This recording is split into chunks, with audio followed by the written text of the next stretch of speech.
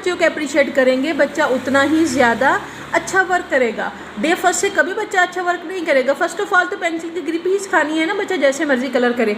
देखिए मैं नेक्स्ट आपको दिखाती हूँ कि मेरे पास बच्चे ने कब लिखना स्टार्ट किया। ये देखें, अब इस पेज में देखें मैंने बिल्कुल छोटे छोटे ऑब्जेक्ट बनाए हुए हैं और बच्चे ने उसमें कलर किया, बाहर भी निकले, सारा कुछ हुआ है, मगर क्या सिर्फ एक्सीलेंट दे दिया, कुछ ना कुछ दे दिया कि बच्चा हैप्पी होके जाए।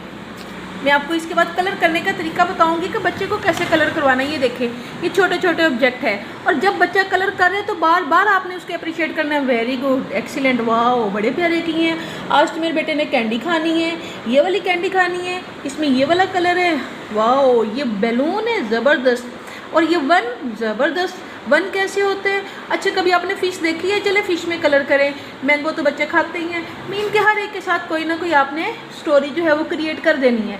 फॉर एग्जांपल काइट है, बच्चे वो देखते हैं जो